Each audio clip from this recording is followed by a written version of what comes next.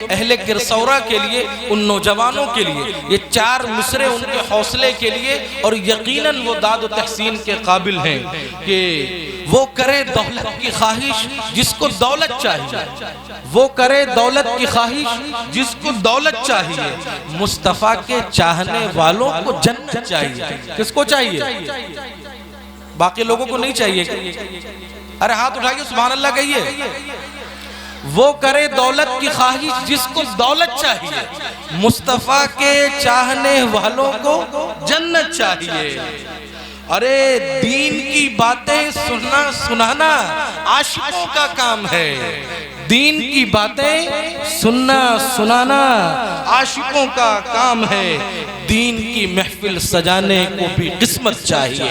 اور یہ قسمت کا ستارہ یقیناً اہل کسروارہ، اہل کرسورہ کے مقدر میں ہے، اور ان کا مقدر کا یہ سکندر اور یہ تارہ آج ایک دم عروج پر ہے۔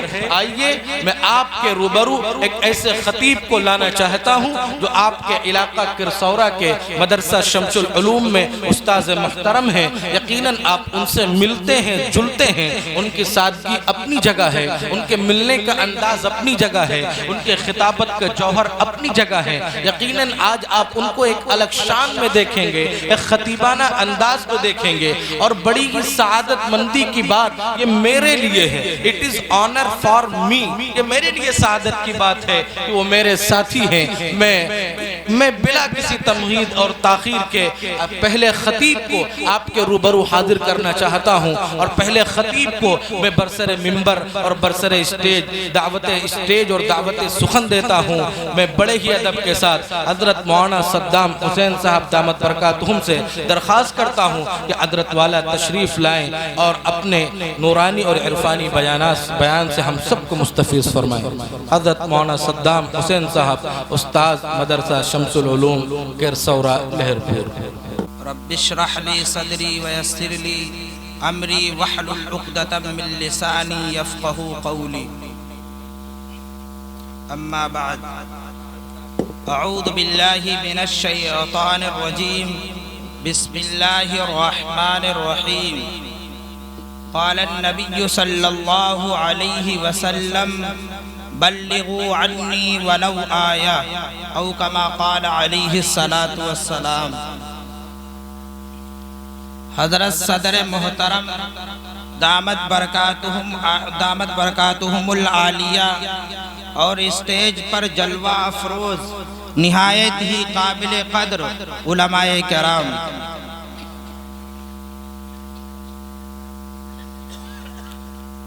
اور میرے محترم بزرگوں اور عزیز ساتھیوں، اللہ تبارک و تعالیٰ کا بہت بڑا احسان ہے، اس کا کرم ہے کہ اللہ تعالیٰ نے ہم سب کو یہاں جمع فرمایا اور کچھ کہنے اور سننے کی توفیق عطا فرمائی۔ آمین۔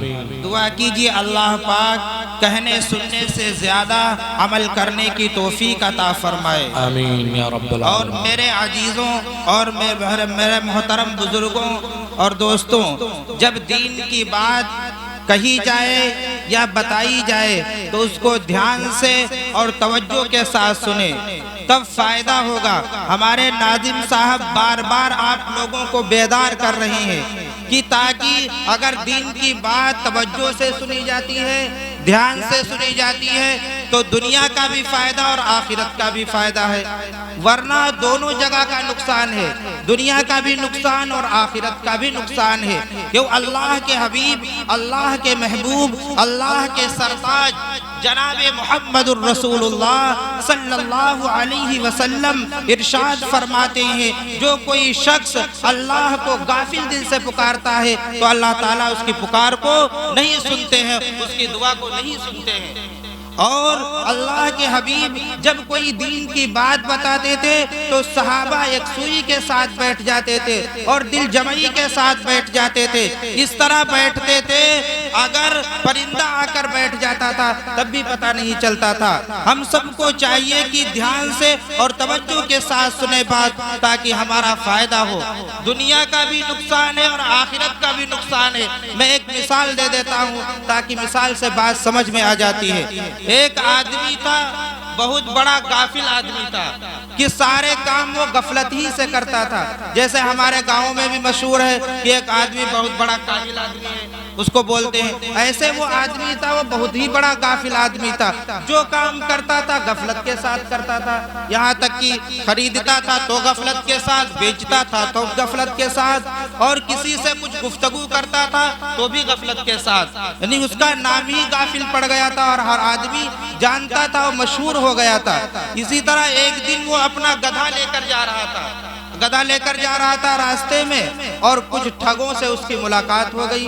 एक ठग ने कहा, अभी ये आदमी जा रहा है, इसके पास गधा है, इससे मैं गधा ले लूंगा, इसको पता भी नहीं चलेगा। उस ठग के साथियों ने कहा कि तुम उससे कैसे गधा ले लोगे, वो तो रस्सी हाथ में पकड़े हुए है और गधे के गर्दन में रस्सी पकड़े हुए लगी हुई है, और तुम कैसे ले लोगे। फरमाया कि अभी मैं इससे ले लेता हूँ, इससे पता भी नहीं चलेगा। अब ये अपने साथियों से कहा कि हमारे साथ चलो। उसके साथी चलने लगे और ये चुपके आहिस्ता आहिस्ता गया और गधे के गर्दन से रस्सी हटा दी और अपने गर्दन में रस्सी डाल ली, और गधा अपने साथियों को दे दिया। गधा अपने साथियों को दे दिया और कहा कि तुम ले जाओ गधे को। अब ये गधा लेकर चले गए उसके साथी, और ये उसकी रस्सी में आहिस्ता आहिस्ता गधे की तरह चलता रहा, गधे की तरह चलता रहा। अब फिर थोड़ी देर बाद काफी दूर निकल गया, तब इसकी गफलत टूटी। जब इसकी गफलत टूटी तब इसने देखा कि रस्सी में गधा नहीं है बल्कि आदमी है। तो उसने पूछा कि तुम कैसे इसमें रस्सी में तुम कैसे आ गए, तुम तो इंसान हो और हमने तो गधा बांध रखा था। फरमाया असल बात अल्लाह के बंदे ये है कि हमने एक दिन अपने वालिद की, अपने बाप की नाफरमानी कर दी और मेरे वालिद ने कहा कि तुम गधा हो जाओ, उसी दिन से हम गधा हो गए। अब फरमाया कि मेरे बाप ने मुझे माफ कर दिया है, मेरे बाप ने मुझे माफ कर दिया है, तो फिर से मैं इंसान हो गया हूँ, फिर से मैं इंसान हो गया हूँ। अब उसने कहा हमें तो गधे की जरूरत है, इंसान की तो जरूरत नहीं, तुम यहाँ से जाओ। जाने के लिए उससे कह दिया। वो अपने साथियों के पास आया और कहा कि देखो इससे कैसे हमने गधा ले लिया, इसको खबर भी नहीं हुई। तब फिर कुछ दिनों के बाद ये ठग और इसके साथी वो गधा बेचने गए और इस गाफिल आदमी को गधा की जरूरत थी क्योंकि गधे से काम लेना था। जब ये इत्तेफाक से वो ठग और उसके साथी उस गधे को बेचने ले गए बाजार और ये इत्तेफाक से खरीदने पहुंच गया। जब वहां अपने गधे को देखा तो फौरन उसके कान में जाकर चुपके से कहता है, क्या तूने फिर अपने वालिद की नाफरमानी कर दी और फिर से गधा हो गया? अब तुझको मैं नहीं खरीदूंगा, तुझको अब नहीं खरीदूंगा। तो देखिए गफलत की और गफलत का नुकसान हुआ कि नहीं हुआ। दुनिया का भी नुकसान है, इसी तरह आखिरत का भी नुकसान है। एक मिसाल में आखिरत की दे देता हूँ। एक आदमी बहुत मशहूर था, जहाँ जलसा जुलूस होता था वहाँ पहुँच जाता था सुनने, जहाँ दीन की मजलिस होती थी बहुत लोगों के अंदर बहुत मशहूर हो गया। जब लोगों ने पूछा इसने अचानक जलसों में जाना बंद कर दिया तो लोगों ने पूछा कि तुम इससे पहले बहुत मजलिसें करते थे और जहाँ जहाँ दीन की बातें होती थी पहुँच जाते थे, अब तुम वहाँ नहीं जाते हो, क्या वजह है, क्यों छोड़ दिया वहाँ जाना दीन की मजलिसों में? कहा कि मौलाना साहब ने ऐसी बात जलसे में कह दी, उसी पर अमल हो रहा बड़ी मुश्किल में, अगर कोई और बात बता दी। अरे अल्लाह के बंदे ऐसी कौन सी बात बता दी? अल्लाह के रसूल सल्लल्लाहु अलैहि वसल्लम जो दीन लेकर आए हैं वो आसान है, जो आप शरीयत लेकर आए वो बहुत ही आसान है। आज ही से हम अमल करना शुरू कर दे, आज ही से हम नियत कर ले कि 5 वक्ता नमाजें पढ़ेंगे, आज ही से अमल, आज ही से अगर हम चाहें कुरान सीखना, दीन की बात सीखना चाहे आसान है, अभी से सीख सकते हैं। अब उसने कहा कि पूछा ऐसी कैसी कौन सी बात कह दी आलिम साहब ने? आलिम साहब ने बात कही, ये बेतवज्जुही से सुन रहा था गफलत के साथ। आलिम साहब ने एक मसला बताया कि अगर कोई आदमी सहरा में हो, जंगल में हो, तो वहाँ 2 तरह की जमीन पाई जाती है, एक पथरीली जमीन पाई जाती है, एक रेतीली जमीन पाई जाती है। अगर कोई वहाँ पेशाब करना चाहे तो पथरीली जमीन में पेशाब ना करे, अगर पथरीली जमीन में पेशाब करता है तो छींटे बदन पर आएंगी और कपड़ों पर आएंगी तो कपड़े और बदन नापाक हो जाएगा, तो वहाँ रेतीली जमीन पर पेशाब करो। इसने समझा ये मसला कि यहाँ गाँव और देहातों का है। उसने जब ये बात समझी, घर आकर उसने 50 किलो की बोरी बारू की रेत की अपने सर पर रखे हुए फिरता था, और जब कहीं जाता था पेशाब करने, पेशाब करता था, वहाँ बालू निकालता था बोरी से और पेशाब कर लेता था, फिर लादे रहता था। कहने लगा किसी तरह इस बात पर तो अमल कर लिया है, अब कहीं मौलाना ने कोई और बात बता दी तो उसको बड़ा मुश्किल हो जाएगी। तो देखिए दीन की बात तवज्जो के साथ सुनी जाए तो फायदा होता है। और मैंने बताया कि अल्लाह के हबीब फरमाते हैं और अल्लाह ताला खुद फरमाते हैं वला तकुम मिनल गाफिलीन, तुम गाफिलों में से मत हो जाना, यानी गाफिल आदमी की कभी पैरवी ना करना, उसकी इत्तिबा मत करना। तो हम सबको ध्यान से, अब जैसे शुरुआत हो रही जलसे की और जितनी तकरीरें होनी है बिल्कुल आराम से और ध्यान से तवज्जो के साथ सुनकर हम लोगों को जाना है। कहते हैं कि अगर कोई नियत कर ले कि जलसे में अल्लाह के हबीब, अल्लाह के महबूब, अल्लाह के सरताज जनाब मुहम्मदुर रसूलुल्लाह सल्लल्लाहु अलैहि वसल्लम की बातें हमें सुनने का मौका मिलेगा तो हम उस पर अमल करेंगे। तो कहते हैं जलसे में देर तक बैठना इबादत शुमार होता है, इमामत शुमार होता है। तो इसलिए मेरे अजीजों वक्त बहुत मुख्तसर है, एक हदीस मैं आप सल्लल्लाहु अलैहि वसल्लम की आपके सामने सुना देता हूँ, फिर अपनी बात खत्म करता हूँ। एक मौके पर अल्लाह के हबीब, अल्लाह के महबूब, अल्लाह के सरताज जनाब मुहम्मदुर रसूलुल्लाह सल्लल्लाहु अलैहि वसल्लम सहाबा के दरमियान में मौजूद थे और सहाबा से फरमाया कि अभी मैं तुम्हारे दरमियान 5 बातें बयान करने वाला हूँ, तुम में से कौन है जो खुद इस पर अमल करे और उन लोगों तक पहुंचाने की कोशिश करे जो यहाँ पर मौजूद नहीं है।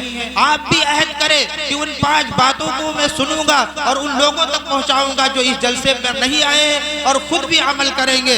अल्लाह के हबीब हजरत अबू हुरैरा कहते हैं कि फौरन खड़े हो गए हजरत अबू हुरैरा और फरमाया कि अल्लाह के हबीब आप बताइए, आपके उन इरशादात पर मैं खुद भी अमल करूंगा और उन लोगों तक पहुंचाने की कोशिश करूंगा जो यहाँ पर मौजूद नहीं है। हजरत अबू हुरैरा कहते हैं कि अल्लाह के हबीब ने मेरा हाथ पकड़ा और एक एक उंगली लेकर आपने मुझसे इरशाद फरमाई। सबसे पहली बात जो आपने इरशाद फरमाई, कितनी अजीम बात आपने इरशाद फरमाई, या अबा हुरैरा इत्तकिल महारिमा तकुन आबदन नास। अबू हुरैरा अगर दुनिया के सबसे बड़े मुत्तकी और परहेजगार बनना चाहते हो तो अपने आप को गुनाहों से बचा लो, सबसे बड़े मुत्तकी और परहेजगार बन जाओगे।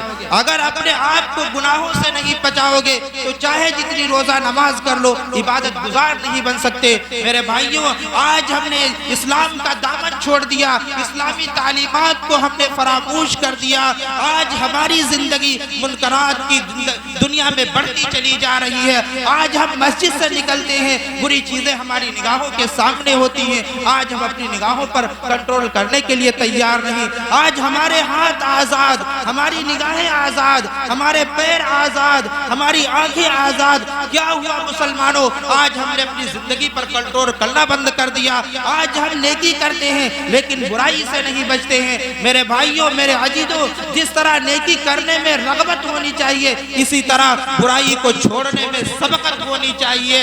आप फरमाते हैं कि आज हम नेकी तो करते हैं लेकिन बुराइयों से नहीं बचते हैं, लेकिन नेकी करते रहो, बुराइयों से बचते रहो, तब हमारी जिंदगी कामयाब होगी, तब हमारी जिंदगी कामयाब होगी। आज का हमारा नौजवान पैगंबर के तरीके को छोड़ देता है, उन लोगों के रास्ते को इख्तियार करता है जिन पर अल्लाह और रसूल की लानत है, गुनाहों का आदी बन गया है, यानी गाना बजाना उसकी गिज़ा बन गई है कि जब तक खाना नहीं खाता है पेट नहीं भरता है। आज हमारा नौजवान जब तक गाना नहीं सुनता है उसका भी पेट नहीं भरता है। आज हमने पैगंबर ने जो तरीका बताया था, जो रास्ता बताया था, वो रास्ता हमने छोड़ दिया है। आप बताइए कि कौन मुसलमान नहीं जानता कि झूठ नहीं बोलना चाहिए, कौन मुसलमान नहीं जानता कि रिश्वत नहीं लेनी चाहिए, सूद नहीं लेना चाहिए, गलत नहीं देखना चाहिए, गलत नहीं बयानी करनी चाहिए, किसी पर इल्जाम तराशी नहीं करनी चाहिए। ये सारे गुनाह, ये सारे जराइम आज हमारे अंदर पाए جاتے ہیں، یہ سارے جرائم، یہ گناہ ہمارے اندر پائے جاتے ہیں۔ پیغمبر نے فرمایا اگر ہم ویسے کوئی عبادت گزار بننا چاہتا ہے تو گناہوں کو چھوڑنا ہوگا۔ پہلا نمبر آپ نے ارشاد فرمایا، کتنی عظیم نصیحت ہے۔ پیغمبر نے دوسری نصیحت فرمائی، وَرَضَ بِمَا قَسَمَ اللَّهُ لَكَ تَكُنْ أَغْنَى النَّاسِ۔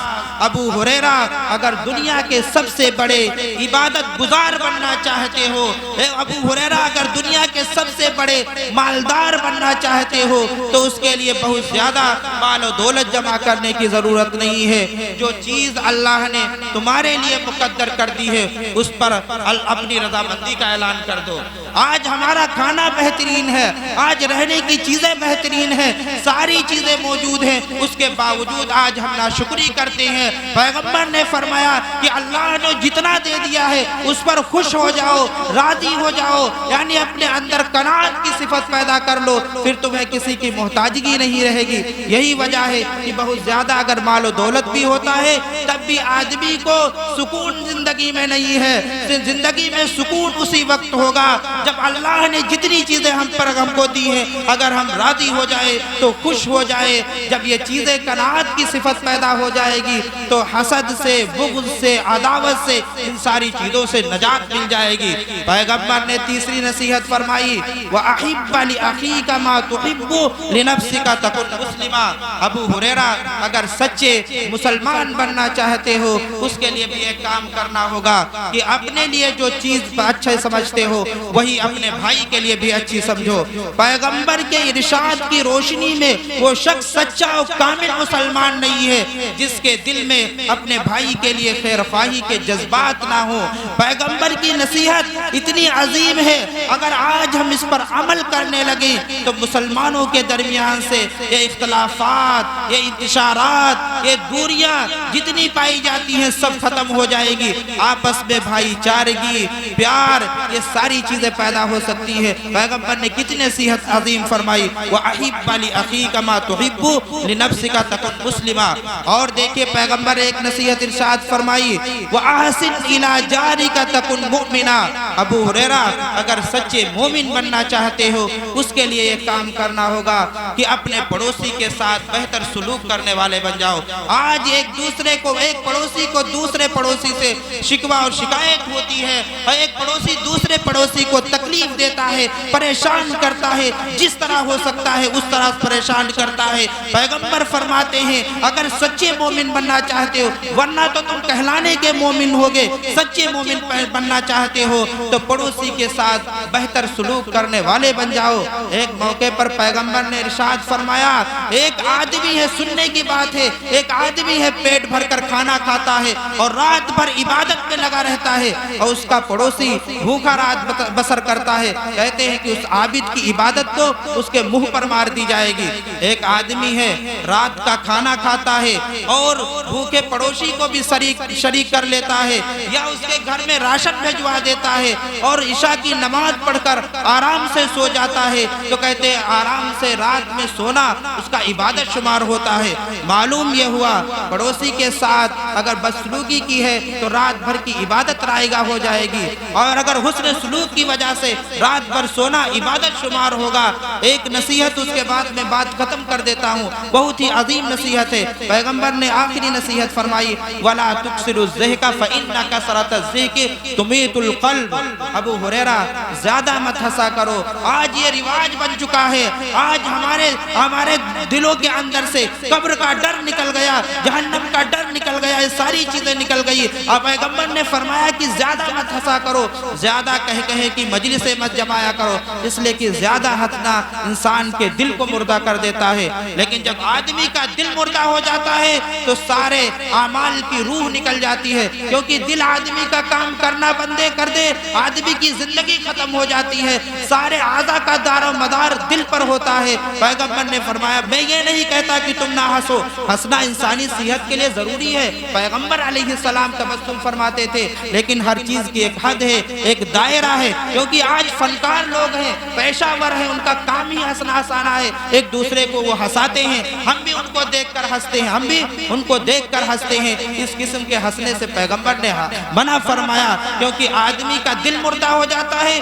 تو اعمال خیر کی توفیق چھن جاتی ہے، پھر آدمی کو مرنے اور آخرت کی جواب دہی کا احساس بھی ختم ہو جاتا ہے۔ ہر آدمی جانتا ہے کہ مرنے کے بعد ہمیں قبر میں جانا ہے، اور قبر میں جو سوالات و جوابات ہونے ہیں ان سب کا ہم کو جواب دینا ہے، جو سوال ہوگے ان کا جواب دینا ہے۔ اس لیے میرے بھائیوں، میرے عزیزوں، پیغمبر نے 5 نصیحتیں فرمائی۔ سب سے پہلے کہ اپنے آپ کو اگر عبادت گزار بننا ہے سب سے بڑے تو گناہوں کو چھوڑنا ہوگا، اور اگر سب سے بڑے مالدار بننا ہے تو قناعت کی صفت پیدا کرنی ہے۔ قناعت کہتے ہیں کہ جو چیز اللہ نے ہمارے لیے مقدر کر دی ہے اس پر خوش ہو جاؤ، اور سچے مسلمان بننا ہے تو اپنے بھائی کے لیے خیر خواہی کے جذبات پیدا کرنے ہیں، اور اگر سچے مومن بننا ہے تو پڑوسیوں کے ساتھ بہتر سلوک کرنا ہے، اور اپنے دل کو حیات و زندگی بخشنی ہے تو اپنے آپ کو بلا مقصد ہنسنے ہنسانے سے بچانا ہے۔ اللہ تعالی ہم سب کو ان نصیحتوں پر عمل کرنے والا بنائے، کہنے والے بھی محتاج، سننے والے بھی محتاج۔ اللہ تعالی سب کو عمل کرنے کی توفیق عطا فرمائے۔ وآخر الدعوانا ماشاءاللہ۔